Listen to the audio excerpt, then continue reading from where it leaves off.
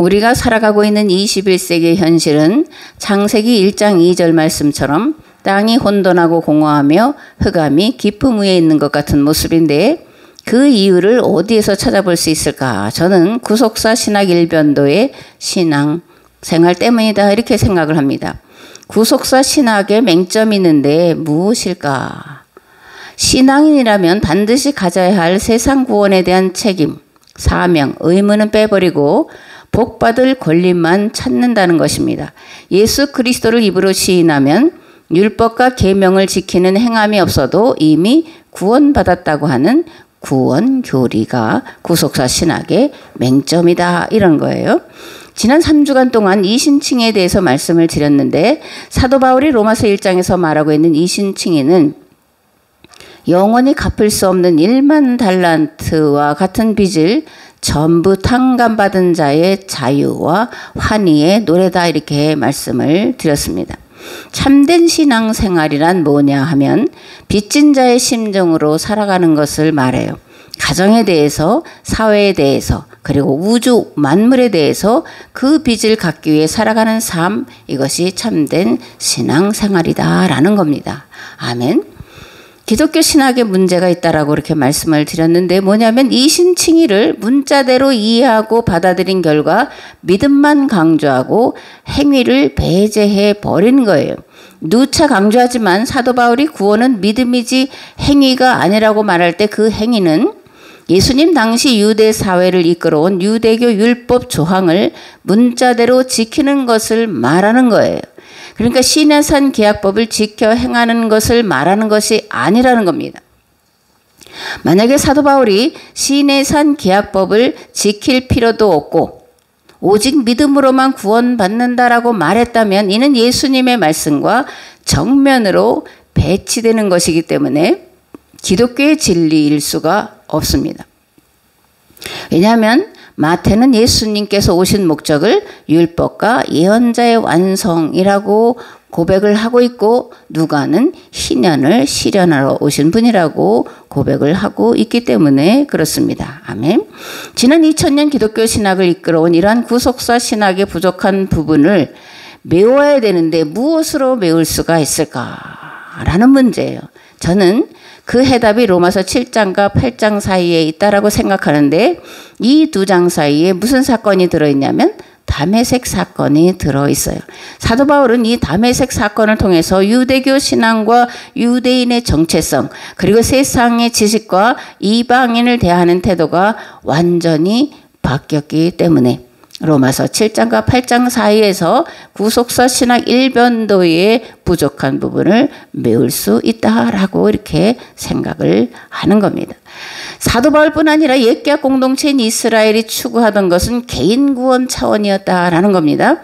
유대교 율법을 조항과 문자대로 지켜 의에 이른다고 하는 자기의를 추구하는데 머물러 있었을 뿐 계약 공동체라고 하는 공동체성을 잃어버린 신앙생활을 하고 있었다라는 거예요. 우리가 잊지 말아야 할 것이 있는데 이스라엘의 존재 이유와 존재 목적이 세상 구원에 있었던 것과 마찬가지로 새 계약 공동체인 교회의 존재 이유와 존재 목적 또한 세상 구원에 있다라는 사실이에요. 교회가 이러한 공동체성 그리고 세상을 구원할 구원 공동체라는 정체성을 잃어버리게 되면 계약은 파기되고 우리는 멸망에 이르게 된다는 것을 반드시 기억을 해야 할 줄 믿습니다. 아멘. 예수님이 바리새인과 서기관들을 향해서 저주받아라 이렇게 심판의 말씀을 선포하셨잖아요. 왜 이런 말씀을 선포하셨을까? 바리새인과 서기관들의 가르침이 이스라엘을 하나님과 맺은 시내산 계약법에서 멀어지도록 만들었기 때문이에요.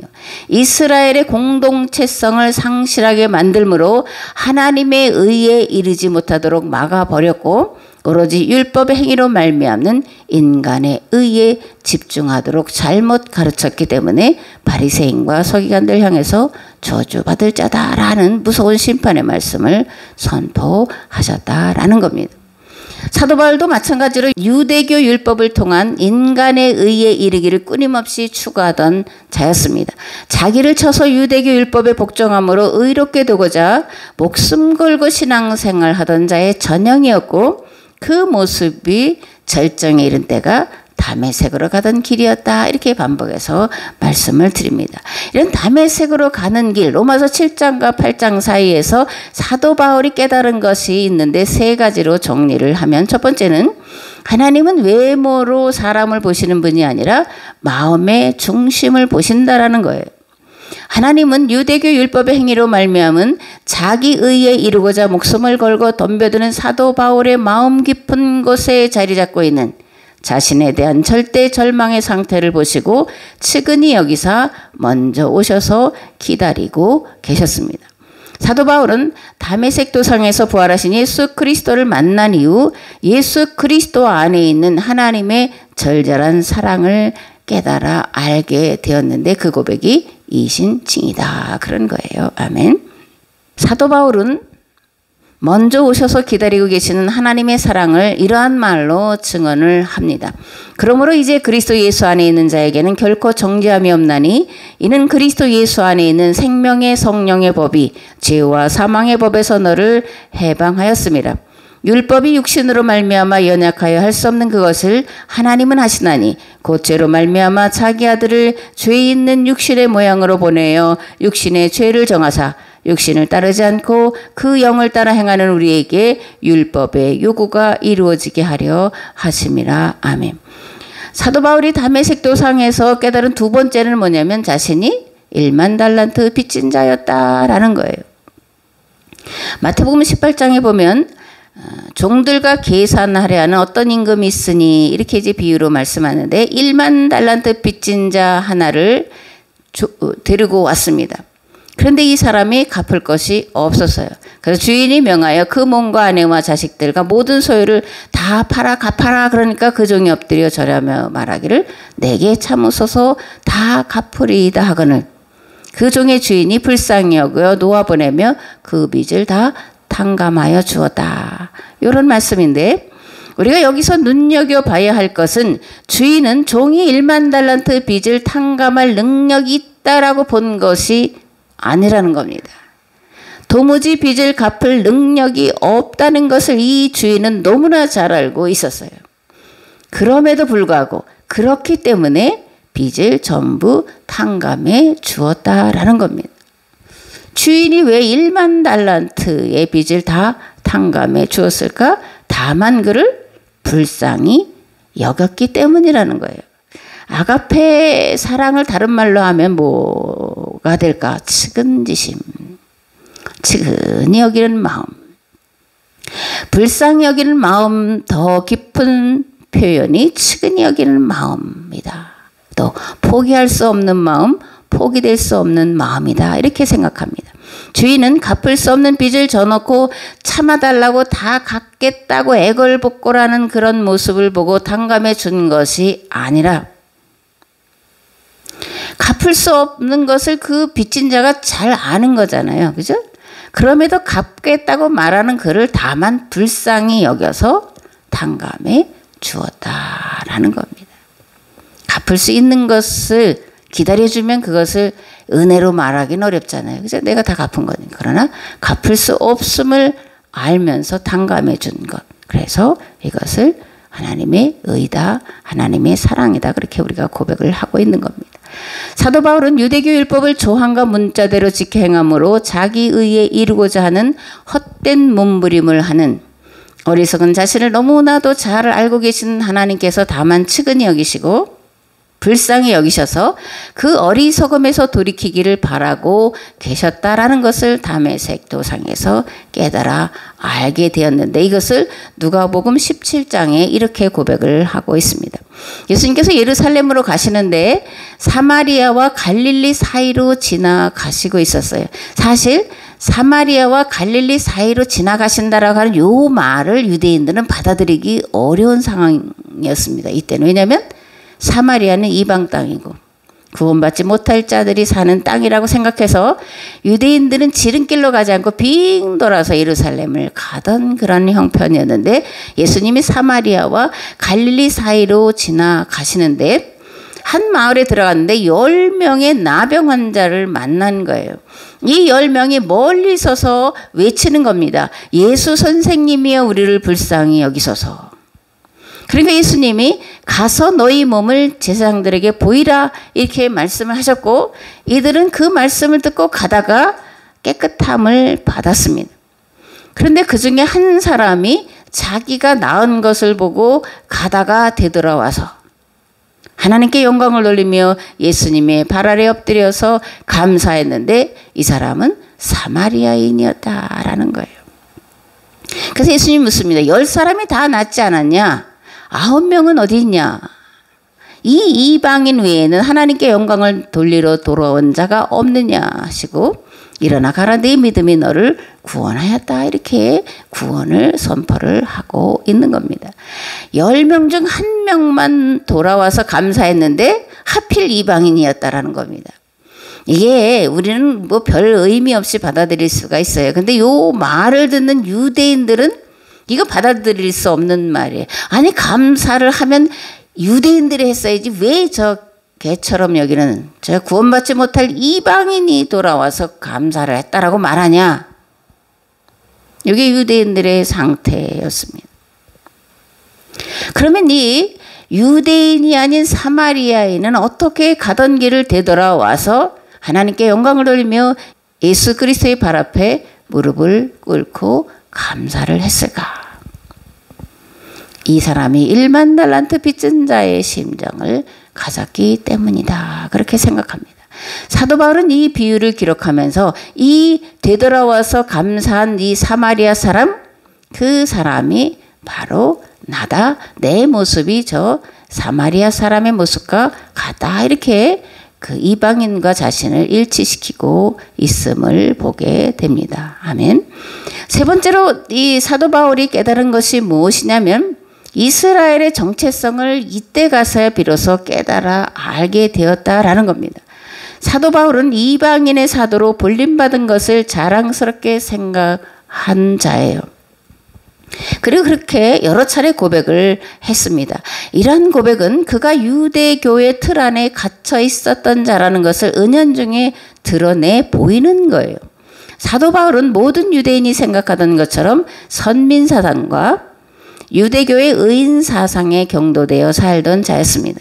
그런데 다메섹으로 그리스도인들을 잡아오게 가두려고 가던 중 부활하신 예수님을 만났고 그 이후 이스라엘의 정체성이 무엇인지를 비로소 알게 되었는데 이스라엘의 사명은 모든 나라와 족속들을 구원하는 일이었다라는 것을 깨닫게 되었다. 그런 말씀이에요. 아멘. 부활하신 예수님을 만난 이후 사도 바울은 아라비아로 가서 3년을 머물다가 고향 다소로 내려가서 10년을 지내게 되는데 이때 사도 바울이 무엇을 했을까? 광야는 기도하는 자리입니다. 그죠? 광야는 자기의 잘못된 것을 토해내고 새롭게 되는 고침을 받는 그런 자리 또는 하나님을 만나는 자리 하나님의 말씀을 듣는 자리로 광야라는 표현을 성경에서 많이 기록을 하고 있는데 사도 바울도 마찬가지로 예수님을 만난 다음에 3년 동안 아라비아 광야에 머물면서 뭘 했냐? 유대교에서 기독교를 구원해내는 또는 유대교에서 기독교를 재해석해내는 일을 했습니다. 그리고 그것을 갈라디아서에 기록을 하고 있는데 갈라디아서 1장 6절에서 7절 말씀에 보면 여러분을 그리스도의 은혜 안으로 불러주신 분에게서 여러분이 그렇게도 빨리 떠나 다른 복음으로 넘어가는 데는 나는 놀라지 않을 수 없습니다. 실제로 다른 복음이 있는 것은 아닙니다. 다만 몇몇 사람이 여러분을 교란시켜서 그리스도의 복음을 왜곡시키려고 하는 것뿐입니다. 그러나 우리들이나 또는 하늘에서 온 천사일지라도 우리가 여러분에게 전한 것과 다른 복음을 여러분에게 전한다면 마땅히 저주를 받아야 합니다. 우리가 전에도 말하였지만 이제 다시 말합니다. 여러분이 이미 받은 것과 다른 복음을 여러분에게 전하는 사람들이 있다면 그가 누구이든지 저주를 받아야 마땅합니다. 내가 지금 사람들의 마음을 기쁘게 하려 하고 있습니까? 아니면 하나님의 마음을 기쁘게 해드리려고 하고 있습니까? 아니면 사람의 환심을 사려고 하고 있습니까? 내가 아직도 사람의 환심을 사려고 하고 있다면 나는 그리스도의 종이 아닙니다. 아멘. 갈라디아서를 유대교에 대한 기독교 독립선언서다 이렇게 불러요. 그러면 왜 갈라디아서가 기독교 독립선언서라고 불리는가? 이유가 어디 있냐? 갈라디아서를 보면 그 갈라디아서에서 사도 바울이 다루고 있는 그 중심의 문제는 할례와 정결례, 즉 음식 규례에 대한 거예요. 이 예수님 당시 유대교는 할례와 정결례 그리고 안식일을 지키면 모든 십계명, 모든 율법을 다 지킨다라고 강조를 하고 있었습니다. 근데 문제는 특별히 할례의 문제가 이방인에게로 복음을 전파하는데 가장 큰 걸림돌이 되었기 때문에, 그래서 이런 할례와 또 정결례 문제를 해결하지 않으면 기독교는 유대교의 아류에 불과하게 될 것이라는 것을 사도 바울이 꿰뚫어 알고 있었고, 그래서 갈라디아서에서 이 할례와 정결례의 문제를 다루고 있기 때문에 이것을 기독교 독립선언서다 이렇게 이제 부르고 있는 거예요. 갈라디아서에서 할례와 정결례를 다루는 본문이 여러 군데가 있는데 몇 군데를 소개를 하겠습니다. 나와 함께 있는 디도는 그리스 사람이지만 할례를 강요받지 않았습니다. 몰래 들어온 거짓 신도들 때문에 할례를 강요받는 일이 있었던 것입니다. 그들은 우리를 노예로 만들고자 하여 그리스도 예수 안에서 누리는 우리의 자유를 엿보고 몰래 끼어든 자들입니다. 도리어 그들은 베드로가 할례 받은 사람에게 복음을 전하는 일을 맡은 것과 같이 내가 할례 받지 않은 사람에게 복음을 전하는 일을 맡은 것을 알게 되었습니다. 그들은 베드로에게는 할례 받은 사람에게 복음을 전하게 하시려고 사도직을 주신 분이 나에게는 할례 받지 않은 사람에게 복음을 전하게 하시려고 사도직을 주셨다는 사실을 깨달았습니다. 그런데 게바가 안디옥에 왔을 때 잘못한 일이 있어서 나는 얼굴을 마주보고 그를 나무랐습니다. 그것은 게바가 야고보에게서 몇몇 사람이 오기 전에는 이방 사람들과 함께 음식을 먹다가 그들이 오니 할례 받은 사람들을 두려워하여 그 자리를 떠나 물러난 일입니다. 나머지 유대 사람들도 그와 함께 위선을 하였고 마침내는 바나바까지도 그들의 위선에 끌려갔습니다. 나는 그들이 복음의 진리를 따라 똑바로 걷지 않는 것을 보고 모든 사람 앞에서 게바에게 이렇게 말했습니다. 당신은 유대 사람인데도 유대 사람처럼 살지 않고 이방 사람처럼 살면서 어찌하여 이방 사람더러 유대 사람이 되라고 강요합니까? 갈라디아서 5장에도 기록되어 있습니다. 그리스도께서 우리를 해방시켜 주셔서 자유를 누리게 하셨습니다. 그러므로 굳게 서서 다시는 종살이의 멍에를 매지 마십시오. 나 바울이 여러분에게 말합니다. 여러분이 할례를 받으면 그리스도는 여러분에게 아무런 유익이 없습니다. 내가 할례를 받는 모든 사람에게 다시 증언합니다. 그런 사람은 율법 전체를 이행해야 할 의무를 지닙니다. 율법으로 의롭게 되려고 하는 사람은 그리스도에게서 끊어지고 은혜에서 떨어져 나간 사람입니다. 그러나 우리는 성령을 힘입어서 믿음으로 의롭다고 하심을 받을 소망을 간절히 기다리고 있습니다. 그리스도 예수 안에서는 할례를 받거나 안 받는 것이 문제가 되는 것이 아닙니다. 가장 중요한 것은 믿음이 사랑을 통하여 일하는 것입니다. 아멘. 다시는 종살이의 멍에를 매지 말라 이렇게 말할 때 유대교 율법 조항을 문자대로 지키는 그 길을 따르지 말라 이런 이제 말씀이에요. 일찍이 모세는 육체의 할례가 아니라 마음의 할례를 받으라고 선포했는데 신명기서에 기록이 되어 있습니다.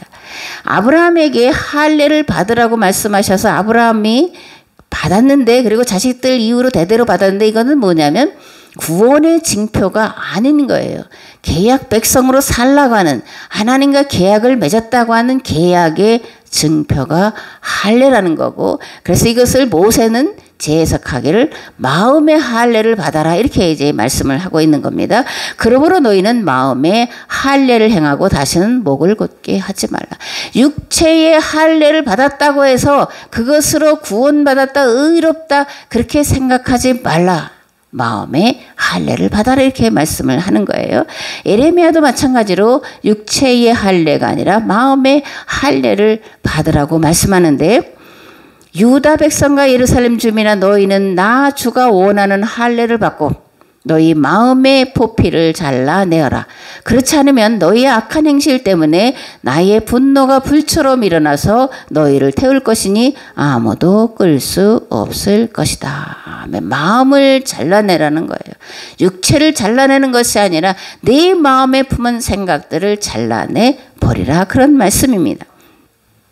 그럼 육체의 할례와 마음의 할례는 어떤 차이가 있을까? 또 이제 성령 세례와 물 세례를 말씀드릴 텐데, 물 세례와 성령 세례의 차이점은 어디에 있을까? 간단하게 말하면 육체의 할례와 마음의 할례, 그리고 물 세례와 성령 세례는, 그러니까 육체의 할례와 물 세례는 외적인 표지예요. 그리고 마음의 할례와 성령 세례는 내적인 표지입니다. 그리고 육체의 할례와 물 세례는 구원의 시작을 말하는 거고, 마음의 할례와 성령 세례는 구원의 완성이라고 간략하게 정의를 할 수가 있습니다. 요한복음에 보면 세례 요한의 물 세례가 나오는데, 이 세례 요한의 물 세례를 뭐라고 부르냐면 죄사함의 물 세례다 이렇게 불러요. 그러면 왜 세례 요한의 물 세례를 죄사함의 세례라고 부르냐? 세례 요한의 세례는 구약의 속죄 제도에 대한 변혁이었습니다. 즉 구약에는 짐승 제사로 속죄를 받는데, 그런데 세례 요한은 물 세례로 짐승으로 속죄를 받는 세례를 대체했다라는 겁니다. 왜냐하면 이 짐승으로 이 속죄의 제사를 드릴 때 부자와 가난한 자의 이 극렬한 차이가 드러나기 때문에, 거기에서부터 차별이 있기 때문에 세례 요한은 이 짐승으로 속죄 제사를 드린 제사를 폐하고 물 세례로 누구나 값없이 회개하면 물 세례를 받도록 개혁을 한 겁니다.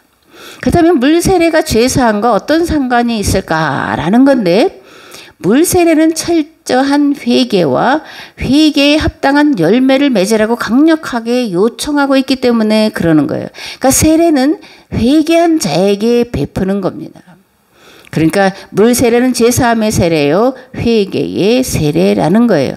내가 지은 모든 것을 철저하게 회개하면 세례를 주는데, 이는 과거의 모든 죄를 씻어준다라는 의미가 있습니다. 그러나 미래에 짓는 죄까지 다 용서받았다, 이건 구원파가 하는 얘기고, 이 누구예요? 조이풀 이초석이 말하는 한 번 구원은 영원한 구원이다라고 말하는 잘못되고 거짓된 거라는 것을 우리가 알아야 됩니다. 과거에 지은 죄를 용서받는 거지, 오늘 내가 짓고 또 내일 살아가면서 지을 모든 죄까지 미리 다 용서받았다라는 얘기는 아닌 겁니다. 이걸 우리가 알아야 돼요. 과거의 죄를 회개해서 그 회개한 죄를 용서받았다라는 외적 표징이 물세례라는 겁니다.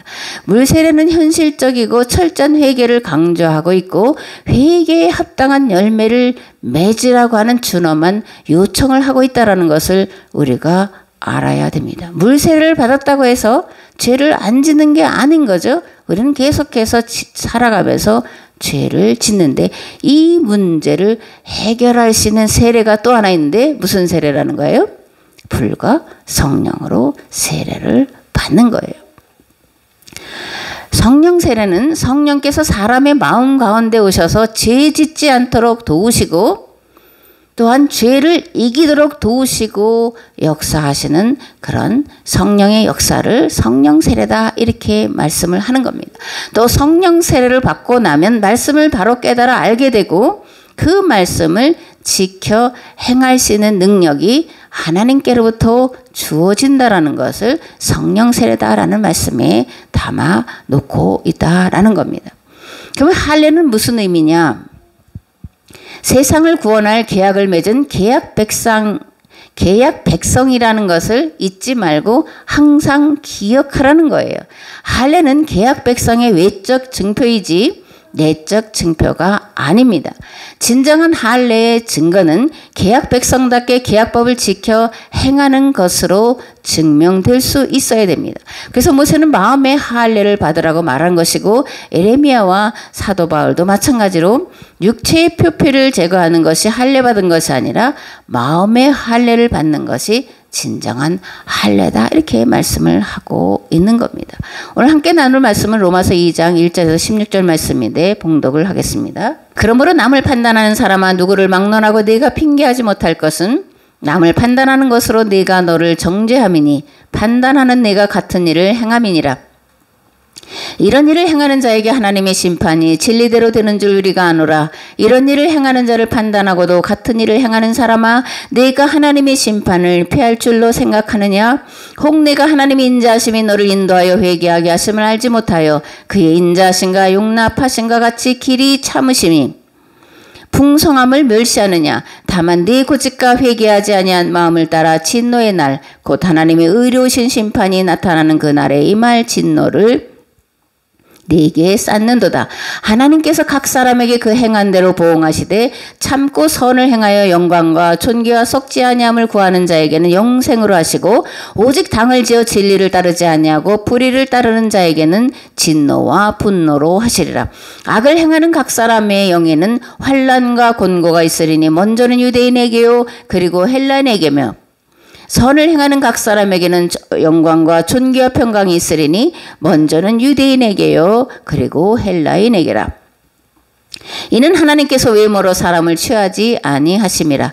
무릇 율법 없이 범죄한 자는 또한 율법 없이 망하고 무릇 율법이 있고 범죄한 자는 율법으로 말미암아 심판을 받으리라.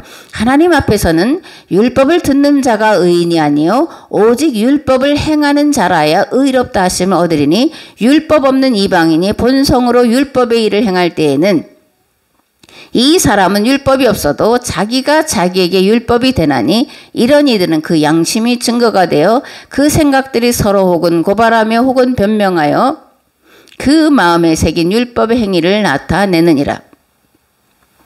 곧 나의 복음에 이른 바와 같이 하나님이 예수 그리스도로 말미암아 사람들의 은밀한 것을 심판하시는 그날이라.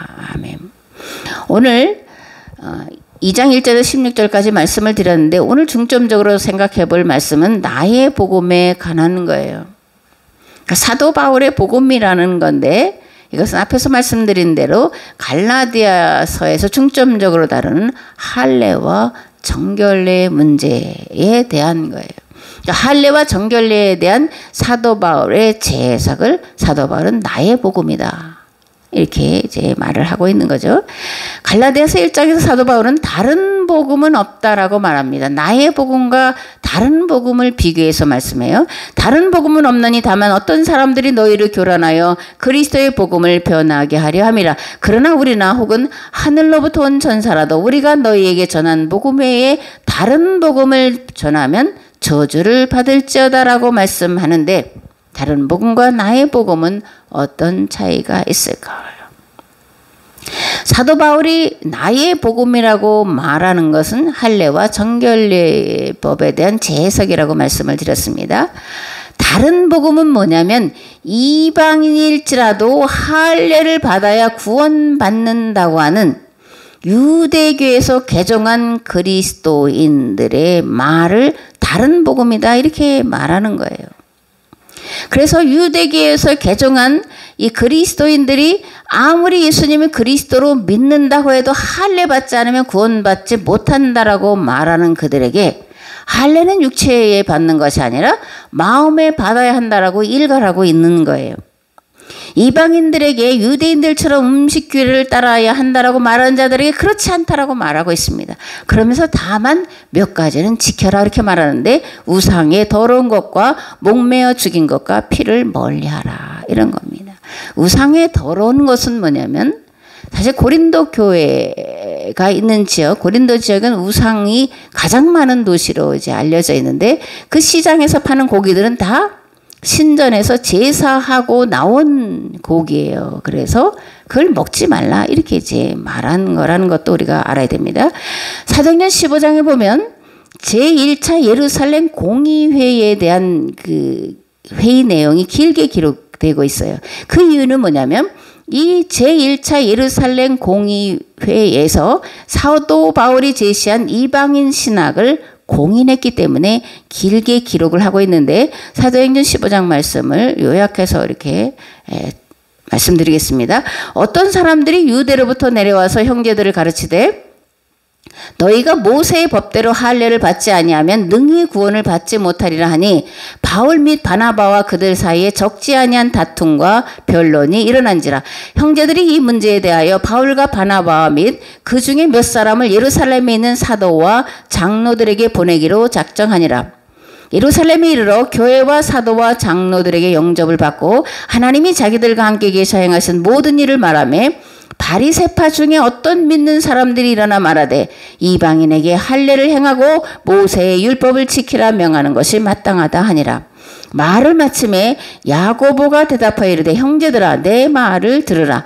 하나님이 처음으로 이방인 중에서 자기 이름을 위할 백성을 취하시려고 그들을 돌보신 것을 시므온이 말하였으니 선지자들의 말씀이 이와 일치하도다. 그러므로 내 의견에는 이방인 중에서 하나님께로 돌아오는 자들을 괴롭게 하지 말고 다만 우상의 더러운 것과 음행과 목매어 죽인 것과 피를 멀리하라고 편지하는 것이 옳으니 이는 예로부터 각 성에서 모세를 전하는 자가 있어 안식일마다 회당에서 그 글을 읽음이라 하더라. 아멘.